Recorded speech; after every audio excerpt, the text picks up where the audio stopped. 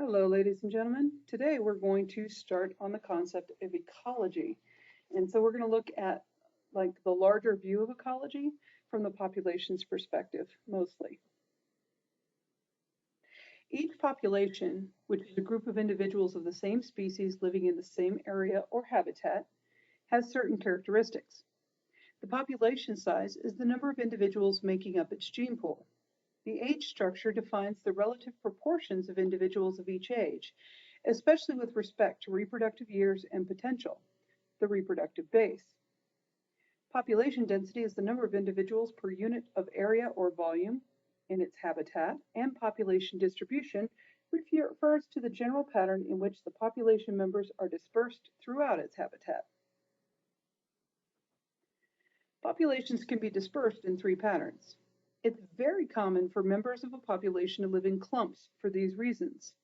Because suitable physical, chemical, and biological conditions are patchy, not uniform, because many animals form social groups, and also because many offspring are not highly mobile and are forced to live where they landed. Uniform dispersion is rare in nature. When it does occur, it usually is the result of fierce competition for limited resources. Random dispersion occurs in nature if equal environmental conditions are in the habitat and members are neither attracting nor repelling each other. Population size is dependent on births, immigration, deaths, and emigration. Remember, immigration means coming in, emigration means going out. Population size may also change on a predictable basis as a result of daily or seasonal events called migrations. Zero population growth designates a near balance of births and deaths.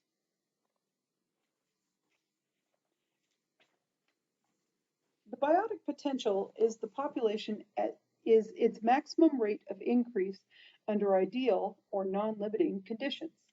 The biotic potential varies from species to species because of three parameters. One, the age at which each generation starts producing. Two, how often reproduction occurs, and three, how many offspring are born each time. But there are many limiting factors on growth of population. There are density dependent and density independent. Density dependent limiting factors mean that the actual rate of increase of a population is influenced by its environmental conditions. Limiting factors such as nutrient supply, predation, competition for space, pollution, and metabolic waste provide environmental resistance to population growth. The main density-dependent factors are competition for resources, predation, parasitism, and disease, which exert their effects in proportion to the number of individuals present, especially with disease and parasitism, the number of the population density. And you can see that with the picture on the left, that's a picture of a doctor during the Black Plague. They wore those weird little masks. Density independent limiting factors are basically kind of random events. Some events, such as weather, tend to increase the death rate without respect to the number of individuals present, like a harsh winter, for example. Lightning, floods, snowstorms, and the like affect large populations as well as small groups. The sustainable supply of resources defines the carrying capacity for a particular population in a given environment. The carrying capacity can vary over time and is expressed graphically in the S-shaped curve pattern called logistic growth, which you see here. Logistic growth deals with density-dependent controls. Okay, so for populations live in a community. So a habitat is a place where an organism lives, and it's characterized by distinctive physical features, vegetation, and the array of species living in it. A community is an association of interacting populations of different species living in a particular habitat. 5 factors shape the structure of the community. 1. Interactions between climate and topography dictate rainfall, temperature, soil composition, and so on. 2. Availability of food and resources affects its inhabitants. 3. Adaptive traits enable individuals to exploit specific resources. 4. Interactions of various kinds occur among the inhabitants. These can include competition, predation, and mutualism. And 5. The overall pattern of population size affects community structure. Several community properties are the result of the factors above. Varying numbers of species are found in feeding levels or trophic levels from producers to consumers. Diversity tends to increase in tropical climates, creating species richness, and it decreases as you move toward the poles. The niche or niche of each species is defined by the sum of activities and relationships in which it engages to secure and use the resources necessary for its survival and reproduction. The fundamental niche is the one that could prevail in the absence of competition. The realized niche results from shifts in large and small ways over time as individuals of the species respond to a mosaic of changes. Interactions between species in a community can occur between any two species or between entire communities. They include intraspecific and interspecific interactions. Intraspecific means they happen all within members of the same species, and interspecific means that they happen between members of different species. There are several types of symbiosis or symbiotic two-species interactions. Commensalism is where one species benefits while the other is not affected. For example, a bird's nest sitting in a tree benefits the bird, doesn't benefit the tree, but it doesn't harm the tree. Mutualism is where there is a symbiotic relationship where both species benefit. Interspecific competition means that both species are harmed by the interaction, and predation and parasitism are considered the same thing by biologists. Predators are just considered parasites of that species, they just hunt them down and kill them. So one species, the predator or the parasite, will benefit while the other, the prey or host, is harmed. There are many examples of mutualistic relationships in nature. Facultative mutualism involves helpful but non-essential interactions like ants and aphids. Obligatory mutualism is where each species has to have access to the other in order for it to complete its life cycle and reproduce. One example is the yucca moth, which you see here. It feeds only on the yucca plant, which is completely dependent upon the moth for pollination. Another is the symbiotic relationship between lichens and algae in lichens. One feeds the other and the other one protects the other. There are two major categories of competition.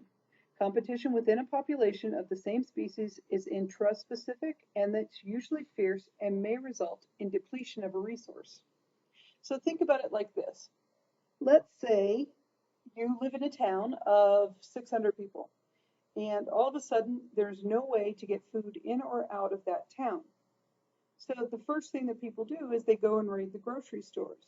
So there's a lot of competition amongst the people, so it's intraspecific, and it leads to depletion of the resources which are found at the grocery store. Interspecific competition is less intense because the requirements are less similar than between the competitors than there are between intraspecific. Predators get their food from prey, but they don't take up residence on or in their prey like parasites do. Many of the adaptations of predators and their prey arose through coevolution, where the species evolved jointly as their close ecological interactions exerted selection pressures on each other over many generations. Predators are the selective agents that favor improved prey defenses in their prey. Prey with the better defenses are selective agents that favor more effective predators. So it works both ways. The coevolutionary arms race continues today amongst many interspecies competitions. Prey defenses can take a lot of different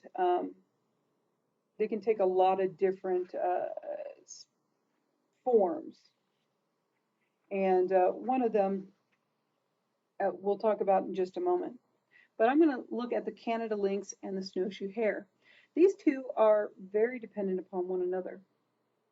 For example, the Canada lynx almost eats entirely nothing but snowshoe hare. And the snowshoe hare have to be very, very quick, and they also produce lots of offspring and turn colors in the winter versus the summer. In the summer they're brown, in the winter they're white to blend in. So the ones that do the best job of escaping and blending are the ones that produce offspring.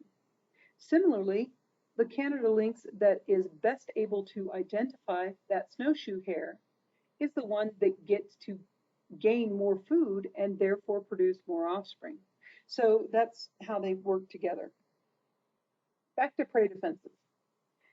Camouflage is an adaptation in form, color, pattern, or behavior that allows a prey or predator to blend in with its surroundings.